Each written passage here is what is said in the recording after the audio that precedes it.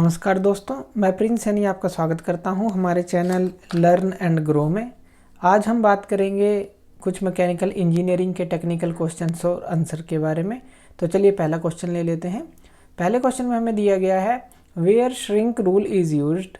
अब जो ये श्रिंक रूल होता है ये कहाँ पर इस्तेमाल होता है। अब इसके अंदर जो मार्किंग होती है श्रिंक रूल के ऊपर ये बड़ी होती है अगर दूसरे रूल से कंपैरिजन किया जाए इसका जो हम यूज़ करते हैं। तो इस बड़ी मार्किंग के कारण ही इसका जो इस्तेमाल है वो पैटर्न मेकिंग के लिए किया जाता है।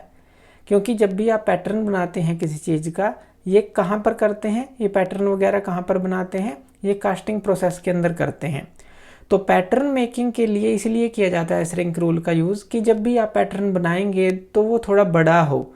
जो साइज़ है, कोई भी ऑब्जेक्ट आपको बनाना है उसके साइज़ से बड़ा पैटर्न बने। ताकि बड़ा पैटर्न बने तो जो कैविटी है, जो मोल्ड है वो भी बड़ा बनेगा और उसके अंदर जब आप मेटल को डालेंगे, पिघले हुए मेटल को, तब वो ठंडा होगा तो वो सिकुड़ जाएगा, यानी कि उसका थोड़ा साइज़ कम हो जाएगा। तो इसीलिए जो श्रिंक रूल का इस्तेमाल पैटर्न मेकिंग में किया जाता है ताकि श्रिंकेज अलाउंस जो है हम देते हैं कास्टिंग के दौरान मेटल्स को, तो वो जो है हमें यहाँ पर देनी नहीं पड़ती। पैटर्न जो है इसीलिए बड़ा रखा जाता है ऑब्जेक्ट का जो साइज़ है, एक्चुअल साइज़ है उससे। तो श्रिंक रूल का इस्तेमाल कहाँ पर किया जाता है? पैटर्न मेकिंग के लिए, पैटर्न को बनाने के लिए, क्योंकि इसके जो मार्किंग होती है ये बड़ी होती है दूसरे रूल्स से। सेकंड क्वेश्चन ले लेते हैं। Chemical elements whose physical and chemical properties lies in between the metal and non metal. इस तरह के केमिकल एलिमेंट्स को क्या कहते हैं जिनकी फिजिकल और केमिकल प्रॉपर्टी लाई करती है मेटल और नॉन मेटल के बीच में। तो हमें मेटल भी पता है, नॉन मेटल भी पता है, इन दोनों के बीच के जो एलिमेंट्स हैं उनको हम क्या बोलेंगे? उनको बोलेंगे मेटलॉइड्स। मेटलॉइड्स इनको बोला जाता है, जैसे सिलिकॉन हो गया, बोरोन हो गया, इस तरह से। नेक्स्ट क्वेश्चन ले लेते हैं। In which punch we did not use hammer for marking. अब हमें पता है, हमने सेंटर पंच भी देखे हुए हैं वर्कशॉप में, प्रिक पंच देखे हैं, डॉट पंच देखे हैं, सबके अंदर हैमर का इस्तेमाल करते हैं हम। हैमर को जब हम हैमर से जब हम चोट लगाते हैं, डॉट पंच के ऊपर हो, सेंटर पंच के ऊपर हो, प्रिक पंच के ऊपर, तभी तो मार्किंग होगी। तो ऐसा कौन सा पंच है जिसके अंदर हम हैमर का यूज़ करते ही नहीं? तो वो होता है हमारा ऑटोमेटिक सेंटर पंच। इसके अंदर हमें किसी हथौड़े की ज़रूरत नहीं पड़ती। इसके अंदर एक स्प्रिंग लगा होता है, उसको हम टाइट कर सकते हैं जिस भी हिसाब से हमें पंच करना है, और कैप एक लगी होती है, और जब हम उसको घुमाते हैं तो एकदम से वो पंच कर देता है, यानी कि हथौड़े की इसमें ज़रूरत नहीं पड़ती, उसके अंदर ही सारा मैकेनिज्म होता है। तो ये ऑटोमेटिक सेंटर पंच होता है जिसके अंदर हमें हथौड़े की ज़रूरत ही नहीं है, जो इसके ऊपर पंच करने के लिए, मार्किंग करने के लिए किसी भी चीज़ के ऊपर। नेक्स्ट क्वेश्चन ले लेते हैं। What is the function of hollow punch. Hollow punch का फंक्शन क्या होता है? होलो पंच, जैसा कि यहाँ पर कहा गया है, ये अंदर से खाली होता है।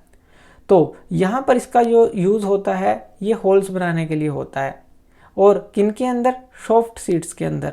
सॉफ्ट सीट्स जैसे लेदर हो गया, रबर हो गई, इस तरह की जो सीट्स हो गई, सॉफ्ट सीट हों, उनके अंदर होल्स बनाने के लिए हम होलो पंच का यूज़ करते हैं। नेक्स्ट क्वेश्चन ले लेते हैं। A material used for centre and prick punch, यानी कि इनको बनाने के लिए कौन सा मटेरियल यूज़ किया जाता है? तो वो होती है, ज़्यादातर हमें पता ही है, हाई कार्बन स्टील के ये बने होते हैं। नेक्स्ट क्वेश्चन ले लेते हैं। 6 क्वेश्चन है। What is the dimensional formula of velocity. अब वेलोसिटी क्या होती है? डिस्टेंस बाय टाइम, यही होती है। तो डिस्टेंस क्या होता है? उसको हम एल से डिनोट करेंगे, टाइम को टी से करेंगे, यानी कि डिस्टेंस बाय टाइम है तो यहाँ पर ये क्या हो जाएगी हमारी L by T. L by T या एल टी माइनस 1 ऐसे लिख सकते हैं इसको। तो ये डायमेंशनल फॉर्मूला इसका रहेगा। नेक्स्ट क्वेश्चन ले लेते हैं। What are ferrous metals. Ferrous metals कौन से होते हैं? फेरस जो है, ये जो वर्ड आया है ये लेटिन से आया है, लेटिन वर्ड से लिया गया है। फेरम से इसको हम बोलते हैं। फेरम का मतलब होता है आयरन, यानी कि फेरस मेटल कौन से होते हैं? जिनके अंदर आयरन और स्टील होता है। तो ये हमारे फेरस मेटल्स होते हैं। उसके बाद name the property by which a metal can withstand elongation to make wires. वो प्रॉपर्टी बताएं जिसके थ्रू हम मेटल की वायर्स बना सकते हैं या उसको खींच सकते हैं। तो ऐसी कौन सी प्रॉपर्टी है मेटल की? वो होती है डक्टिलिटी। डक्टिलिटी वही प्रॉपर्टी है जिसके थ्रू हम किसी मेटल को खींच सकते हैं और उसकी वायर बना सकते हैं। नेक्स्ट क्वेश्चन ले लेते हैं। Dash is the resistance of material to penetration. वो क्या है, वो कौन सी प्रॉपर्टी है जो कि मटेरियल को एक तरह का रेजिस्टेंस प्रोवाइड करती है कि हम उसके अंदर पेनिट्रेट ना कर सकें। वो होती है उसकी हार्डनेस। तो हार्डनेस वो प्रॉपर्टी है। नेक्स्ट क्वेश्चन ले लेते हैं। Materials which have free valence electrons in abundance, यानी कि वो मटेरियल्स जिनके अंदर बहुत सारे फ्री वैलेंस इलेक्ट्रॉन हों ताकि इलेक्ट्रिक कंडक्शन हो सके, उनको हम क्या बोलते हैं? कंडक्टर्स, क्योंकि कंडक्टर्स के अंदर बहुत सारे वैलेंस इलेक्ट्रॉन होते हैं। तो थैंक यू वीडियो देखने के लिए, और इसी तरह की वीडियोस के लिए आप हमारे चैनल लर्न एंड ग्रो पे हमें सब्सक्राइब कर सकते हैं। धन्यवाद।